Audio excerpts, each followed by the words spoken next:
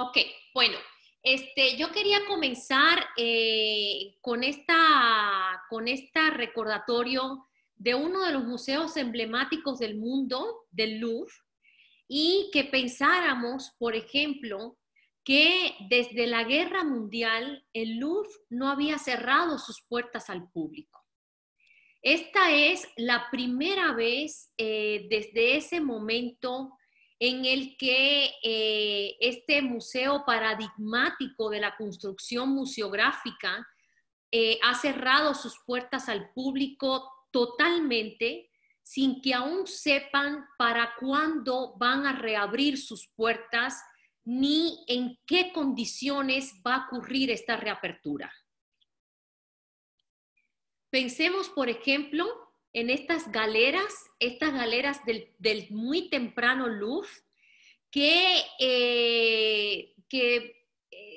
atesoró un pintor no muy conocido de origen inglés, sin embargo, que pintó los orígenes del Louvre y la convivencia de clases sociales en este museo que desde aquel momento ya era un ente representativo de cómo se conformó la institución museo como la conocemos hoy en día.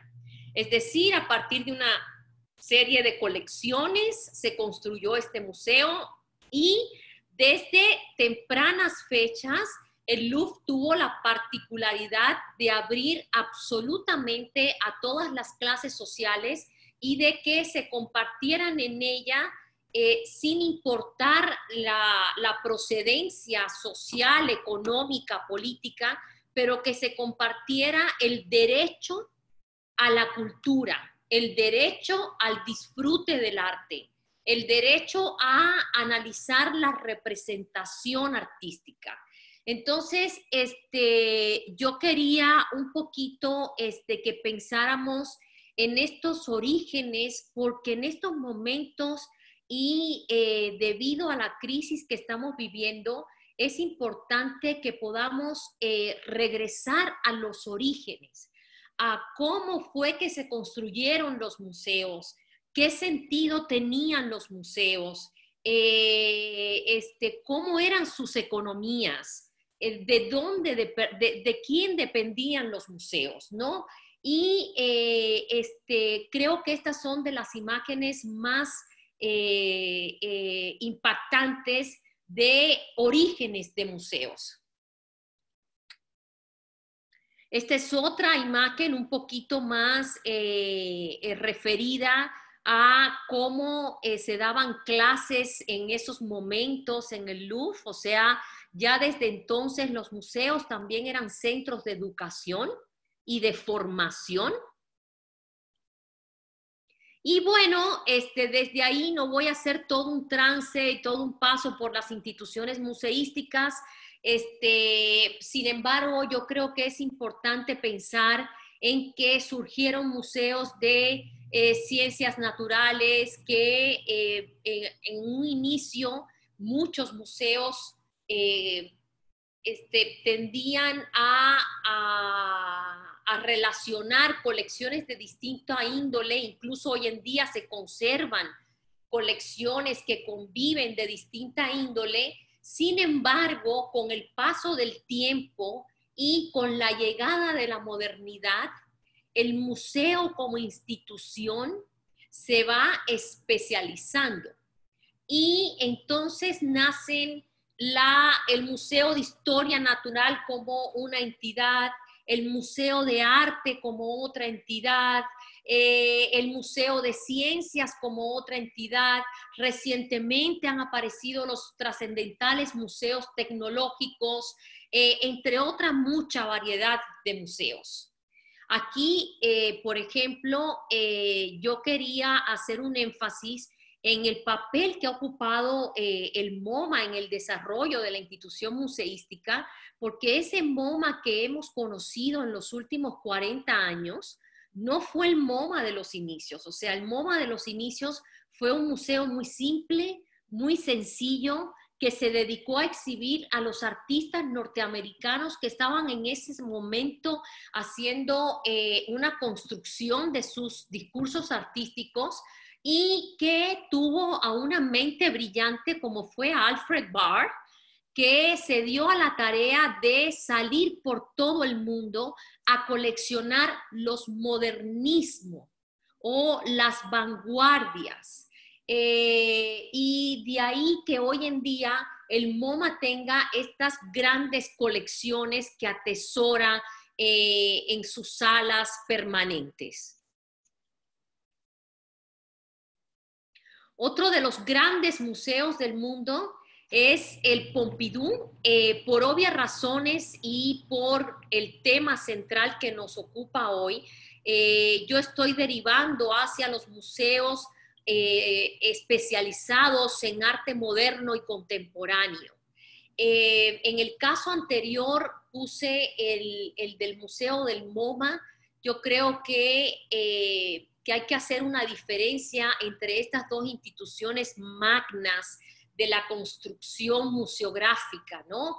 En el caso del Museo de Arte Moderno del Nueva York, un museo que basa su economía en una economía básicamente privada, que recibe fondos de generosos donors y también recibe efectivamente fondos del Estado. Sin embargo, es una asociación que no depende esencialmente de las finanzas públicas ni de las políticas públicas, sino que como una buena parte de las instituciones anglosajonas, responde a un modelo privado de cultura, responde a un modelo privado de museo. En cambio, el Museo Pompidou es el gran esfuerzo que hizo el gobierno francés por sumar sus fantásticas colecciones de arte vanguardista, yo diría que únicas en el mundo, y por comenzar rápidamente a asimilar la contemporaneidad como un problema discursivo. Me gustan mucho estos dos museos como ejemplos paradigmáticos porque son museos que entienden la contemporaneidad como un resultado de la modernidad. No se pelean entre un término y otro, sino que simplemente, y debido a la congruencia de sus colecciones, logran entender y logran dar cabida a una fluidez de sus discursos y a una continuidad de épocas que les permite realizar grandes exposiciones donde se analizan problemas temáticos que pueden abarcar todo el siglo XX y hasta donde vivimos en el siglo XXI. Vamos a pasar a México y vamos a ver cómo es que México construyó su red de museos de arte moderno y contemporáneo.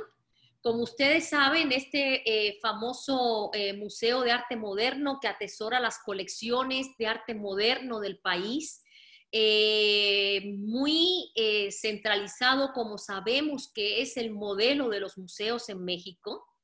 Es un museo, sin embargo, que tiene colecciones importantes de la obra trascendental bidimensional que hicieron los artistas de la vanguardia mexicana. Es un museo que ha conservado estas colecciones bajo muy buen resguardo y que continúa aumentando su acervo. El Museo de Arte Moderno surge a raíz de la construcción del Museo de Antropología y de esta fuerte política pública del Estado mexicano en el momento que detecta que teníamos que dar un paso en la construcción de instituciones que mostraran a un México moderno. Curiosamente, estas dos instituciones que surgen una tras otra, es decir, el Museo de Antropología y el Museo de Arte Moderno, son museos que también responden a un concepto nacionalista de institución.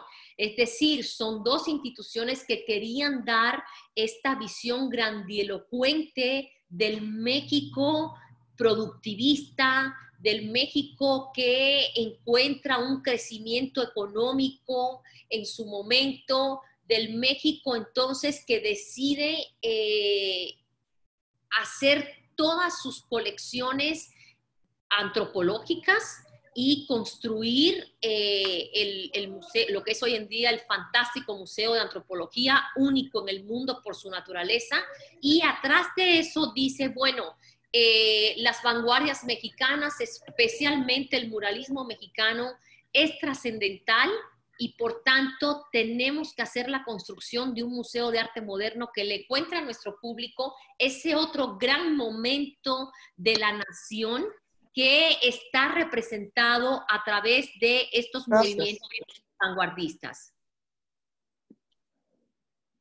Otro de los grandes museos de arte contemporáneo es el Museo Rufino Tamayo, un gran esfuerzo que hace el pintor Rufino Tamayo y que entiende que frente a el Museo de Arte Moderno se necesitaba entonces la idea de lo contemporáneo. Y esto es muy curioso porque sabemos que Tamayo hace una colección en la cual intercambia parte de su obra por obra de sus contemporáneos y no sabemos qué tanto los grupos empresariales que fundaron este museo junto al propio pintor entendían el concepto de lo contemporáneo como lo entendemos hoy en día. De cualquier manera que hayan llamado Museo de Arte Contemporáneo Rufino Tamayo, nos indica que estaban buscando un punto de diferenciación museográfica e histórica de su vecino Museo de Arte Moderno.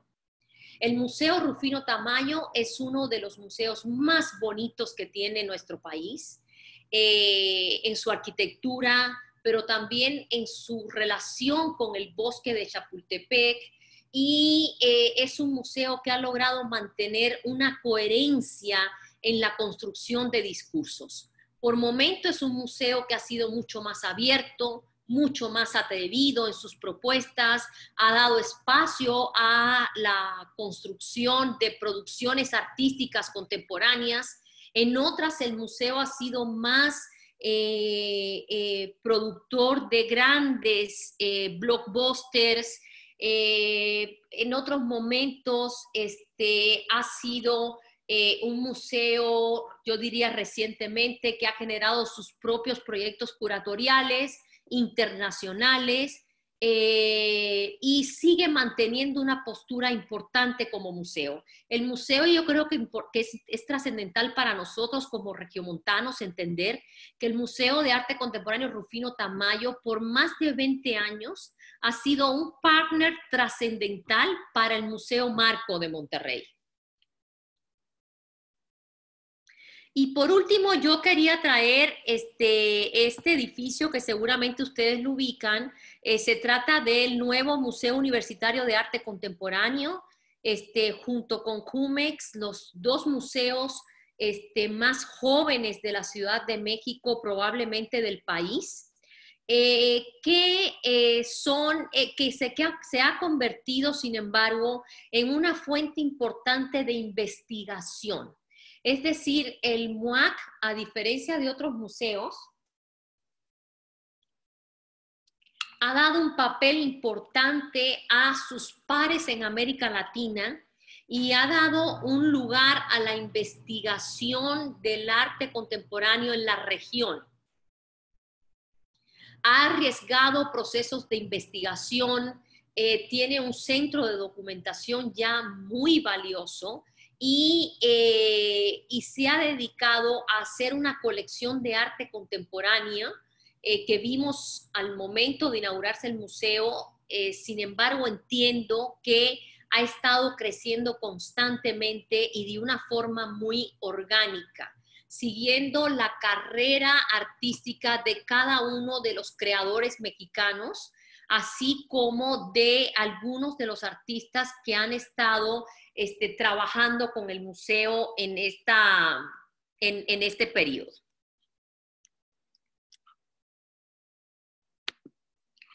Entonces vamos a pasar, porque me estoy comiendo mi tiempo y yo quisiera que pudiéramos conversar al final de esta charla.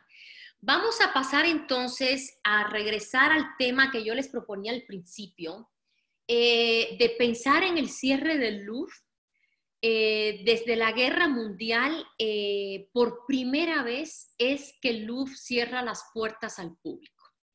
¿Qué significa esto? O sea, ¿qué importancia tiene que un museo como ese haya cerrado sus puertas por primera vez en casi 80 años? Esto es de una magnitud de que nos obliga a pensar cuál es nuestro futuro como institución. ¿Qué va a pasar cuando podamos salir? ¿Cómo vamos a poder salir? ¿Cómo nos vamos a poder relacionar? Tenemos que pensar que los museos por naturaleza somos instituciones que provocamos aglomeraciones, somos instituciones que provocamos la convivencia, somos museos, o sea, los museos somos instituciones que provocamos el cruce de opiniones, por tanto, la palabra de tú a tú muy cercana. Todas estas herramientas de intercomunicación hoy en día están declaradas como peligrosas para nuestra sobrevivencia como seres humanos. Entonces, frente a esto, yo quiero tomar una postura positiva. Quiero pensar en algo que no me tocó vivir, en algo que probablemente a ninguno de nosotros nos tocó vivir. Y sin embargo, fue una guerra que destruyó a una de las civilizaciones más antiguas del mundo, que destruyó la cuna de uno de los pensamientos más enraizados en relación a la sociedad, a la producción, a la modernidad. ¿Cómo ocurre esta decadencia de pronto del mundo occidental que genera uno de los momentos de barbarie más horrorosos de la historia de la humanidad? Entonces, traigo a colación este modelo alemán de cultura porque realmente es importante entender que si bien la Europa se encontraba en muchas de sus ciudades, unas destruidas por los bombardeos, más o menos destruidas por los bombardeos, sobre todo las ciudades alemanas, y por eso voy a traer especialmente ejemplos alemanes a la discusión. Sin embargo, también sabemos que Madrid fue una ciudad muy dañada a raíz de la Guerra Civil Española, un poquito después. Sabemos que las ciudades rusas también fueron muy destruidas por los bombardeos y sin embargo fueron conscientes en los peores momentos de cuidar y de guardar lo que atesoraban como colecciones. Y esto es muy importante porque una vez que la guerra termina, una vez que comienza un proceso de reconstrucción de las sociedades occidentales de Europa, los museos rápidamente logran reabrir sus puertas. Yo no podría decirles con exactitud en qué momento lo hacen porque desafortunadamente en esta bibliografía que yo les voy a dar hoy no encontré el dato y no lo encontré tampoco en las redes. Sin embargo, creo que sabemos que en los próximos 5 años a la guerra, a que se termina la guerra en Europa, los museos poco a poco fueron abriendo sus puertas al público. Y incluso los museos, el Gran Museo de San Petersburgo abre las puertas al público después de la guerra. en un momento, digamos, donde la pobreza, la hambruna eran las caras de esas sociedades. Sin embargo, las políticas públicas de esos museos tuvieron el compromiso de brindarle a la población una estrategia cultural que apostara por el futuro, porque eso es lo que tenemos que hacer los museos en la época de crisis, apostar por el futuro. Entonces, el modelo alemán es muy interesante, como yo les decía, porque es un modelo que no se detuvo justo en la apertura de museos.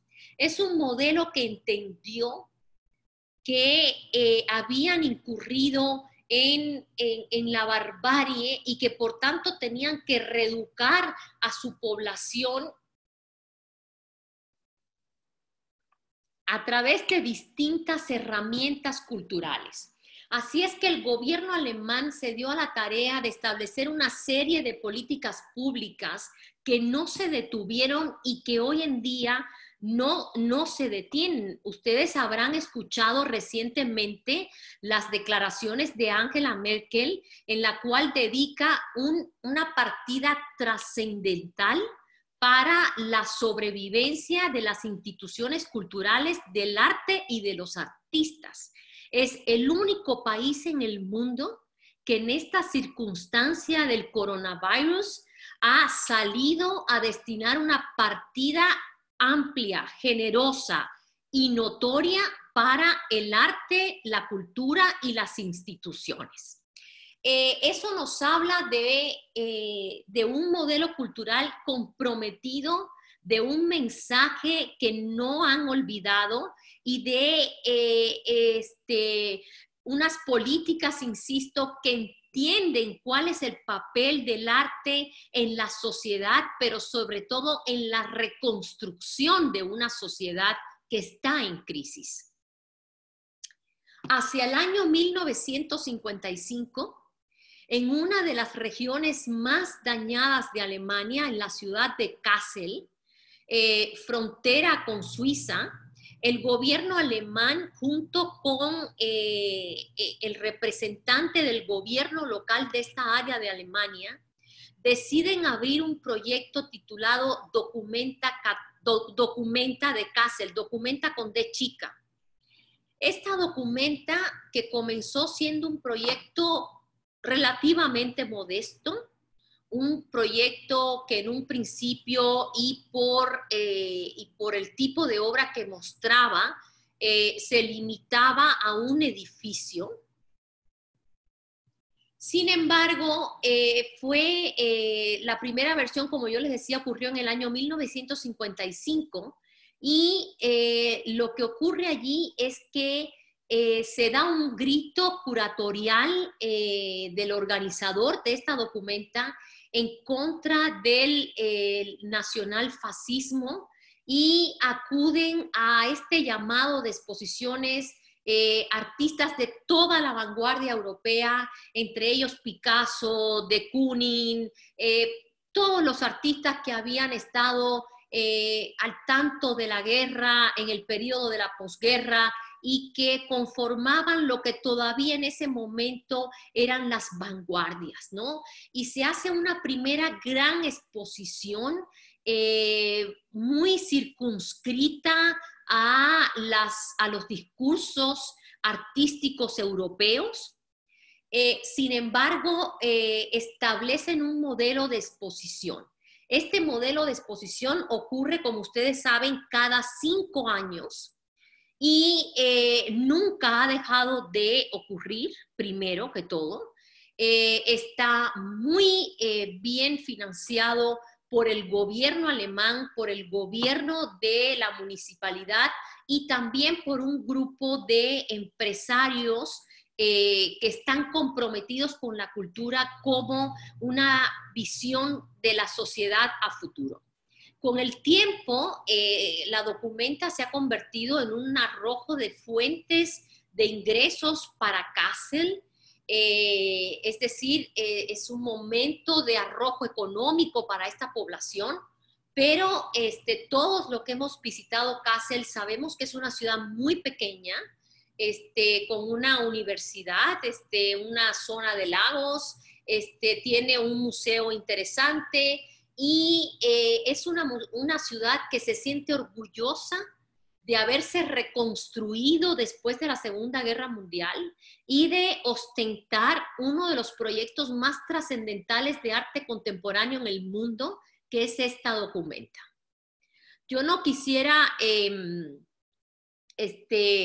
terminar mi referencia a documenta sin dejar de decir que la documenta ha ido avanzando en sus propuestas, obviamente, que el gran curador Harald Seaman, quien ya no está más con nosotros, sin embargo, dio un twist completamente al modelo de la documenta en los años 70, cuando él decide internacionalizar la documenta e invita a artistas de los Estados Unidos, incluso algunos artistas de América Latina llegan y exhiben en documenta y lo convierte en un proyecto mucho más internacional, no global como lo conocimos hoy en día, sin embargo sí un proyecto internacional que le apuesta a muchos más países y desborda al continente europeo.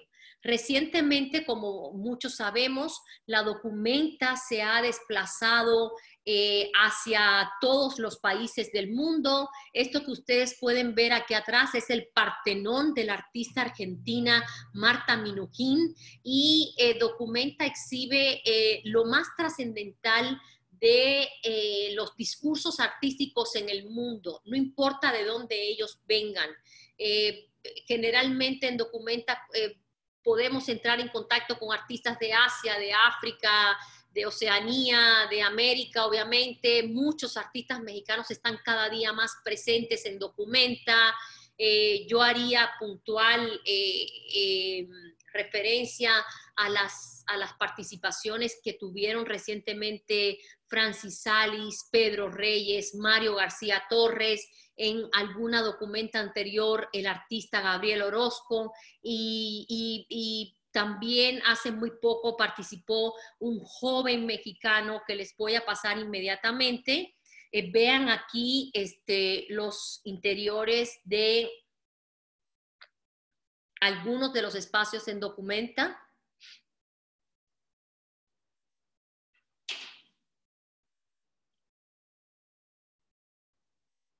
Performance de la artista chilena Cecilia Vicuña, que hoy tiene una exposición en el Museo Universitario de Arte Contemporáneo y fue galardonada con el Premio Velázquez para las Artes.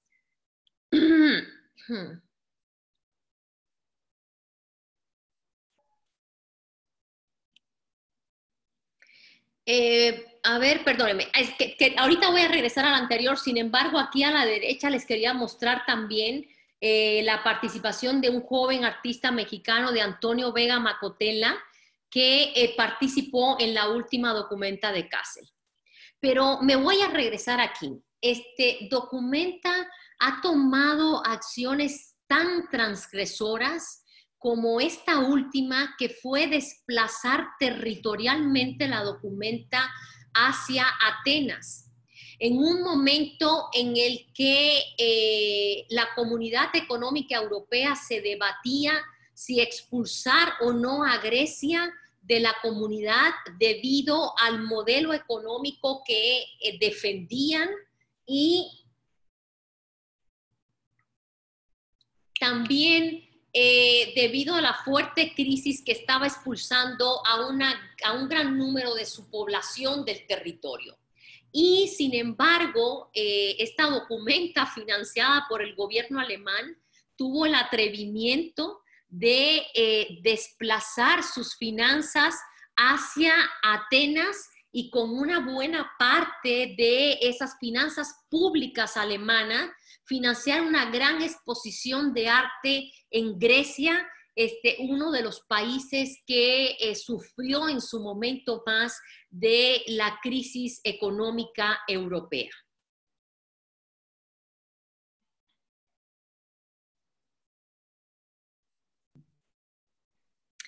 Vamos a seguir en Alemania y tenemos esta continuidad de políticas mirando al futuro en épocas de crisis a las que yo hacía referencia. En el año 1977, otra de las grandes ciudades destruidas en Alemania por la Segunda Guerra Mundial, Münster, como sabemos, esa ciudad, a diferencia de Kassel, es una gran ciudad, es una ciudad que sí se reconstruyó con mucho cuidado después de la Segunda Guerra Mundial, es decir, muchos de los edificios que nosotros vemos hoy en día no son los originales, están reconstruidos, sin embargo, siguieron el ejemplo de las construcciones y de los edificios y de los planos originales.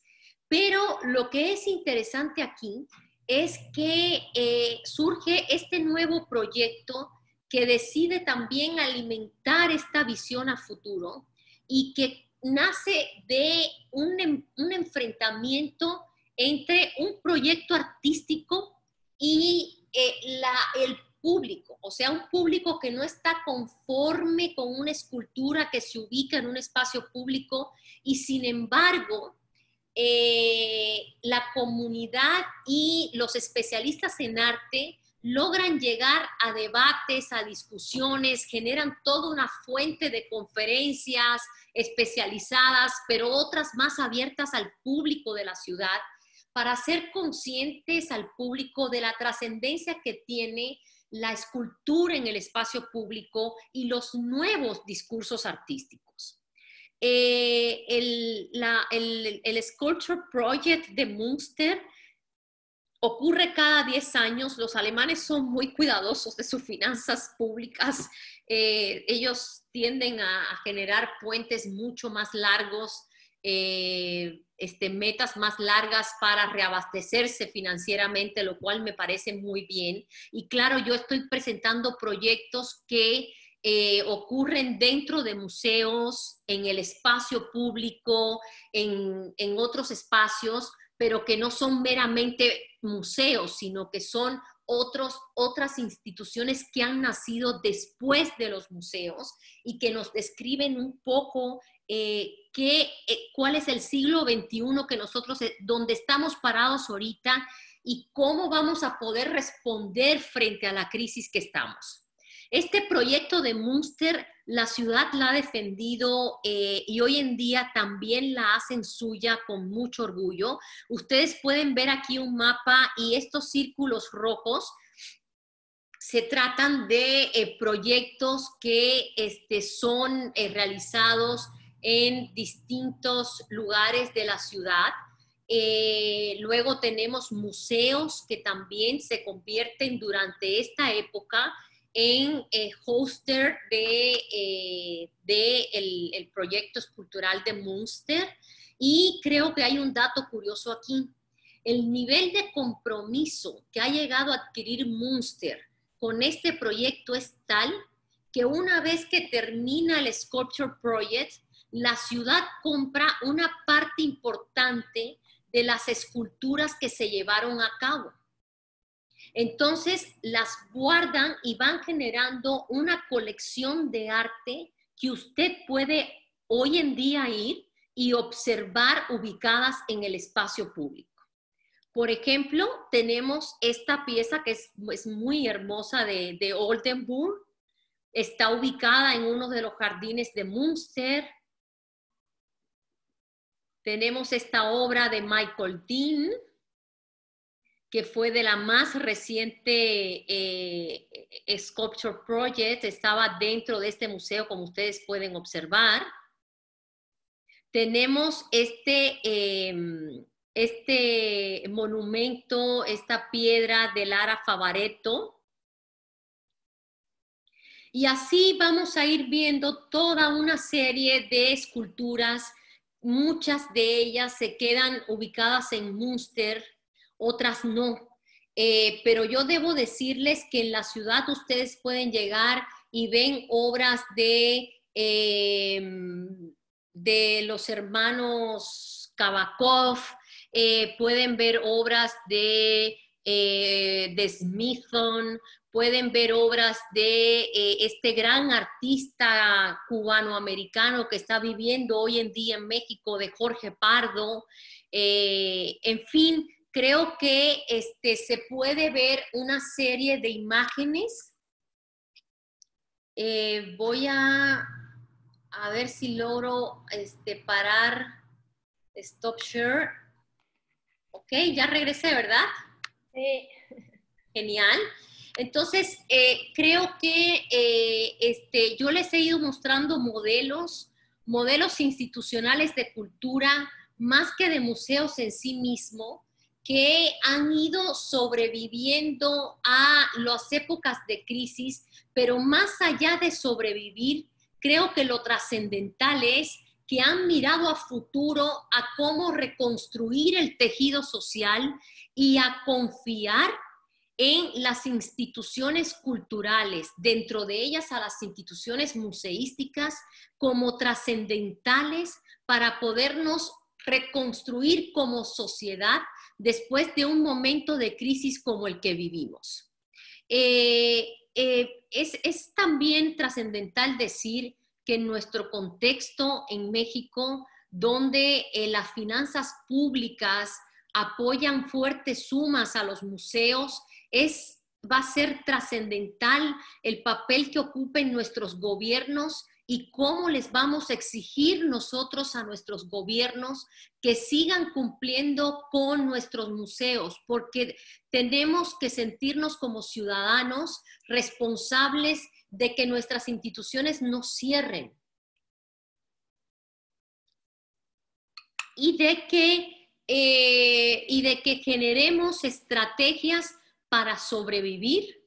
Tenemos que ser conscientes que los 2 próximos años que se avecinan no van a ser años sencillos para los museos, van a ser años muy complejos, pero nosotros como especialistas y el público nos tienen que respaldar para lograr generar estrategias que hagan sobrevivir a los museos. Yo no quiero abrir al final. Indira, ¿cómo estamos de tiempo? Bien, bien, muy bien. ¿Cuánto tiempo nos queda?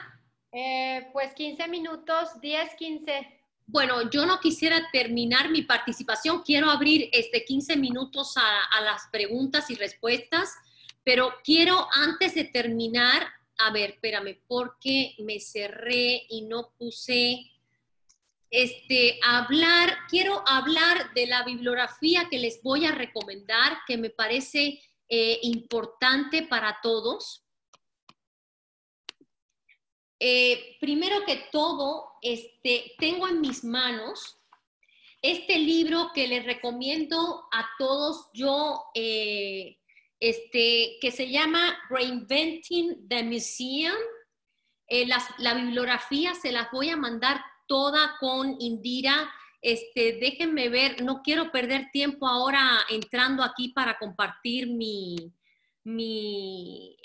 pantalla nuevamente, pero sí les digo que este libro, para aquellos que quieren estudiar los museos, es trascendental porque recoge ensayos desde épocas tempranas. Tenemos ensayos desde los años, creo que el primero es del año 17, pasamos a un ensayo del año 44 y así van abarcando museos, cómo se han conformado los museos y cuáles retos han ido asumiendo. Entonces, el primer libro que yo les recomendaría es Reinventing the Museum. El segundo tomo que yo les recomiendo es que se llama Museum Studies. Es un libro mucho más asociado a las prácticas de museos contemporáneas, es decir, no al arte contemporáneo, ojo. Es un libro que analiza casi todas las prácticas museísticas, sin embargo, lo hace desde una visión de nuestros tiempos hacia atrás. Y lo que abarca este libro es cómo los museos han ido tomando los desafíos que se le presentan y cómo han ido generando estrategias para poder enfrentar esos demonios. También les voy a recomendar estos dos libros. El primero se llama Artists on Institutional Critique o The Museum as Arena. Es un libro muy difícil de conseguir. Sin embargo, yo se los puedo ofrecer que les hagamos un PDF en el museo, pero esta versión de Institutional Critique y esta de Alexander Alberro son dos libros muy importantes. ¿Por qué? Porque son libros que explican cuál es el papel de un museo desde la visión de los artistas. En este caso, Alberro trabaja con artistas del continente americano y en este caso se trabaja con artistas del continente europeo. Entonces tenemos una visión, aquí también incluyen artistas latinoamericanos, por cierto, tenemos unas visiones bastante completas de cómo ven los artistas los museos, de cuál es su visión crítica hacia los museos y de qué piensan de cómo se deben enfrentar a los museos. Entonces, en época de crisis, yo creo que es muy importante releer la visión de estos artistas hacia nuestras instituciones. Por último, y pensando en el arte como arte, les tengo esto para aquellos especialistas. Esto es un libro, yo creo que ya se tradujo al castellano, si no me equivoco, búsquenlo por favor, reúne todos los manifiestos, escritos, ensayos, posturas artísticas de los artistas más importantes de todo el mundo desde el año 1900 hasta el 2000. Y creo que también es un libro trascendental si queremos pensar en nuestra institución, porque tenemos que siempre recordar algo, y es que los museos no existirían sin sus artistas. Los artistas son el centro de nuestras instituciones. Entonces yo ahorita voy a compartir mi pantalla, les voy a poner la bibliografía, además de otros dos títulos de los cuales no les hablé ahorita, y si les parece bien, voy a tomar cualquier pregunta que ustedes quieran hacer. Claro que sí, Tayana. Tenemos 4 personas interesadas. Vamos a empezar con Rodrigo Ponce. Rodrigo, ya te voy a activar tu micrófono. Te escuchamos. Tayana, bueno, primero agradecerte por la plática. Muchas gracias por esta plática. Muy interesante. Mi pregunta va en el sentido de qué hacer un museo como marco para educar en la apreciación del arte contemporáneo. Y ahorita hablabas de que va a haber un momento difícil para los museos y creo que en México en particular el arte contemporáneo nos falta educación para apreciarlo correctamente. Pues, ¿qué puede hacer Marco para educar más a la población en México? Bueno, yo creo que tu pregunta es muy apropiada y es trascendental porque trabajando con mi equipo en estas semanas de encierro es una de las preguntas que más nos hemos hecho. ¿Qué vamos a hacer como museo a futuro que logre combinar un modelo de exhibición económica, es decir, un modelo de exposición que no haga el museo excesivamente costoso, pero que al mismo tiempo brinde herramientas de educación? En concreto, te quiero contestar que estamos apelando a importantes colecciones privadas que existen en México y fuera de México, coleccionistas que de su propio dinero han adquirido obras trascendentales y estoy proponiendo una visión curatorial muy pedagógica que nos permite explicarle y darle herramientas al público a futuro sobre cómo apreciar el arte contemporáneo, entregarles herramientas para entender el arte contemporáneo. Entonces, con este tipo de exposiciones vamos a lograr dos cosas. Por un lado, bajar costos, pero por el otro, aprovechar y utilizar estas exposiciones como una forma de educar a nuestro público en en las estrategias del arte contemporáneo. Muy bien. Bueno, pues nuestro compañero Luis también quiere participar. Una charla.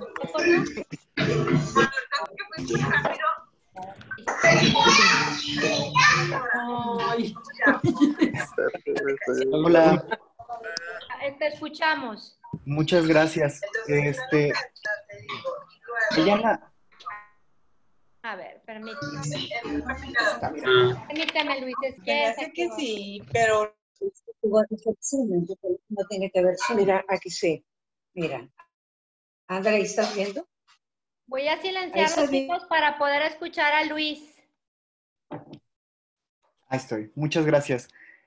Tayana, yo tengo dos dudas concretas. Durante tu presentación hablaste del rol del Estado en la administración de los museos y en alguna entrevista has señalado que como un tercio del dinero con el que se financia Marco viene de gobierno del Estado.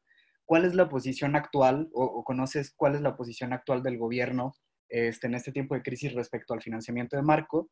Y mi otra duda es, pues en momentos de crisis económica como la que viene, generalmente se corta todo aquello que se aprecia como no sostenible, ¿no? Financieramente.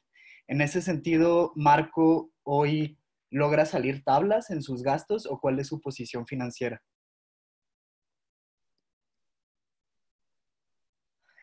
Vamos a... Tus preguntas. La primera, en estos momentos yo puedo decirte que estamos muy agradecidos con el gobierno del estado de Nuevo León, porque es la institución que nos está dando el frente a la economía del Museo Marco. Es decir, el gobierno del estado ha mantenido un compromiso con el museo que a nuestros días es lo que nos está permitiendo sobrevivir. Y en relación a lo segundo, creo que efectivamente viene un momento de crisis muy fuerte, que la sostenibilidad de las instituciones es extremadamente delicada. Sin embargo, nuestra apuesta como institución, junto con el Consejo Directivo del Museo, es establecer herramientas mínimas que nos permitan sobrevivir los próximos 2 años de operación del museo. Ok. Ahora, garantizado 100%, si tu pregunta es, ¿están garantizados 100%? No, no estamos garantizados 100%. Y entiendo que implica recortes, ¿no? Entonces, cuando hablas de estructura mínima. Bueno, recortes ya hicimos, no sé si habrás leído la prensa, pero tuvimos que hacer recortes salariales considerables, eso está en la prensa, es del dominio público. Obviamente vamos a tener que posponer una buena parte de las exposiciones que teníamos calendarizadas y como yo le decía al participante anterior, vamos a tener que traer otro tipo de exposiciones que ya las teníamos contempladas. Si ustedes ven las entrevistas que me han hecho tanto el Norte como Milenio, etcétera, desde que yo llegué, yo contemplaba la posibilidad de exhibir colecciones privadas como un método educativo al público. Sin embargo, yo las contemplaba en coordinación o paralelamente a otro tipo de exposiciones. Creo que hoy en día tengo que ser muy consciente de que probablemente este tipo de exposiciones de colecciones privadas que nos bajan los costos notoriamente es lo que probablemente va a salvar a Marco, pero ojo, en toda crisis hay que ver el lado positivo y es lo que yo he intentado mostrarles a través de mi plática de hoy. Y el lado positivo de esto es que, ok, yo no voy a poder desarrollar en lo que me queda de año esta exposición de tal artista que tenía planeado, esta otra. Sin embargo, voy a poder educar mi público en herramientas contemporáneas del arte y eso será trascendental. Muy bien, muchas gracias. Bueno, Diana, yo creo que vamos a atender 2 preguntas más. Omar Atilano, vamos a darle la oportunidad de comentar su pregunta. Buenas tardes a todos. ¿Cómo están? Bien. Buenas tardes. ¿Qué tal? Bueno, seré lo más breve posible. Nada más lo voy a dejar en una pregunta. Tengo ahí una reflexión, pero me extendería mucho. La pregunta nada más es a corto plazo. ¿Qué es lo que viene, de hecho, para tener estos medios de interacción? ¿Alguna propuesta, algo que ustedes ya tengan en mente? Ahorita ya usamos el Zoom. Hablamos justamente de lo que hacen los museos en tiempos de crisis.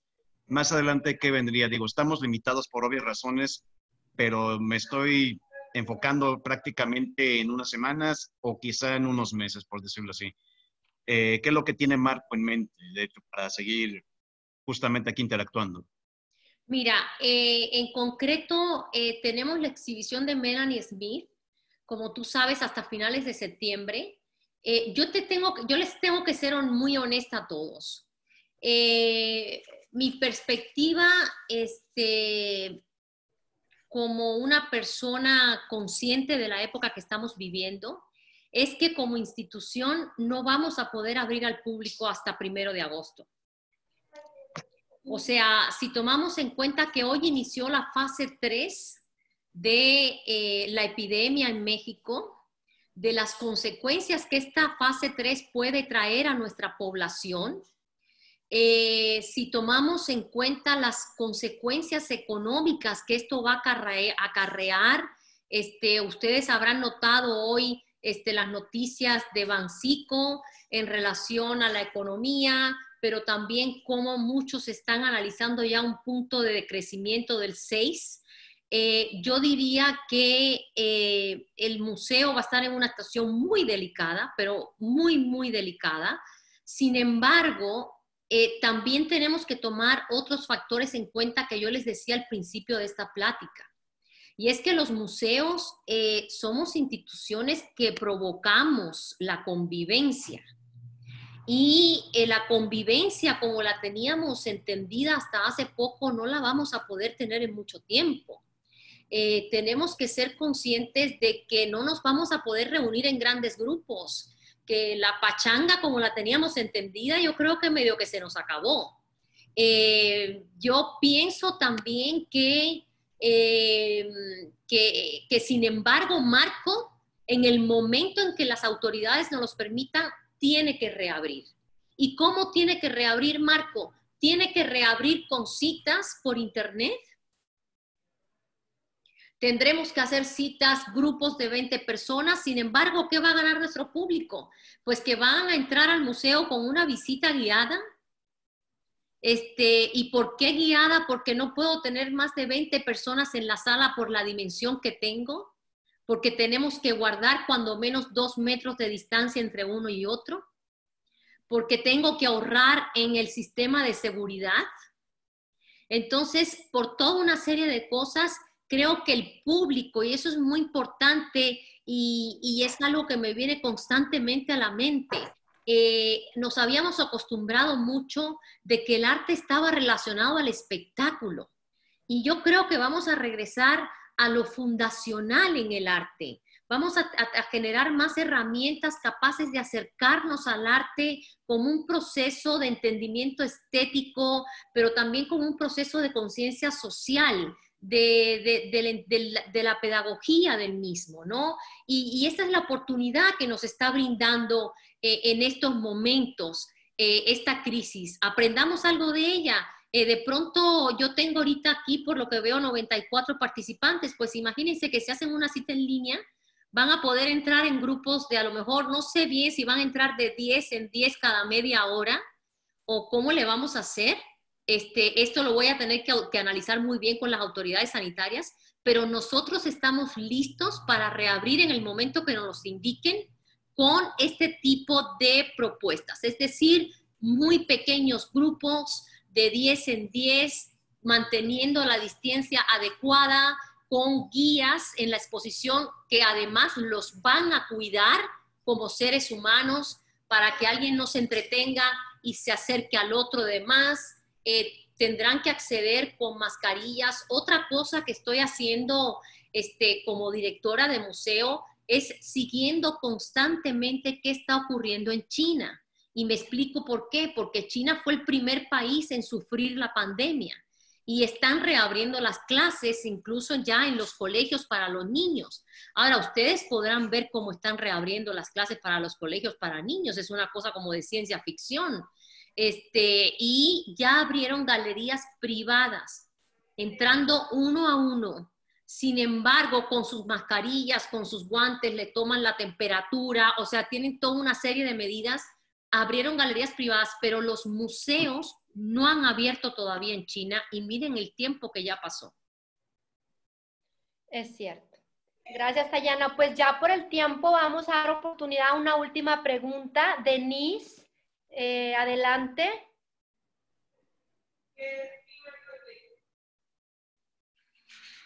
Te escuchamos, Denise.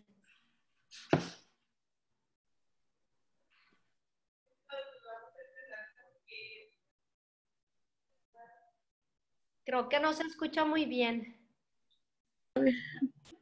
Bueno, ¿me escucha? Sí, sí, ya. Ah, ok. Que en parte ya resolvieron como mi pregunta porque era justo eso, sobre qué protocolos o qué estrategias aplicarían los museos después como de toda esta contingencia. Pero también me gustaría saber, ¿crees que afectaría eso en cuestiones museográficas o también en cómo la gente se relaciona como con la obra, cómo el público le afectaría eso, el hecho de que a lo mejor estar como distanciados o tener una distancia? Bueno, a mí me parece que en realidad con la obra de arte la relación va a ser mucho más sana, porque va a ser mucho más personal. Creo que vamos a tener la posibilidad de tener una relación más directa, más apropiada con la obra de arte. Yo no creo que el problema esté ahí. El problema va a estar en mis actividades de conferencias, de talleres. Ahí sí, por ejemplo, estamos todavía instrumentando qué tipo de dinámicas vamos a poder seguir para que el público también pueda seguir disfrutando de este tipo de plataformas del museo. Ok. ¿Y crees que esto afecte como en cuestiones museográficas? O sea, justo tú hablabas como de otras estrategias, que a lo mejor exposiciones que a lo mejor no las podrás hacer por cuestiones de recorte, todo esto, sino que a lo mejor vas a dar como una visión curatorial más de cuestión de apreciación del arte contemporáneo. No entiendo bien museográficamente a qué te refieres. Sí, como, no sé, por ejemplo, se diseña como un recorrido, justo estas salas que a lo mejor no muchas personas al mismo tiempo van a estar. Sí, eso va a afectar en cuestiones de planeación de una exposición. O sea, ¿tú te refieres al diseño del espacio, etcétera? No, eso no va a afectar en nada. Ok. No, absolutamente en nada. Ok, gracias. De nada. Bueno, pues muchísimas gracias, Tayana, por tu tiempo. Agradecemos pues esta gran afluencia a nuestra plática virtual, 93 participantes. Y bueno, pues nuevamente gracias, Tayana, por tu tiempo y los invitamos a nuestra charla el día de mañana con el doctor Rodrigo Ledesma a las 4 de la tarde. Indira, si me permites, antes de que ¿Sí? salgamos todos, ¿Sí? yo quería invitarlos a la campaña SOS Marco o Salvemos a Marco. En nuestra página, cualquier tipo de donativo mayor a 30 pesos realmente será importante y no es únicamente el aporte económico, sino también la comunidad que estamos haciendo en relación a Marco. Muchísimas gracias por su tiempo. Para mí fue un enorme placer poder conversar con ustedes hoy. Gracias. Gracias. Gracias.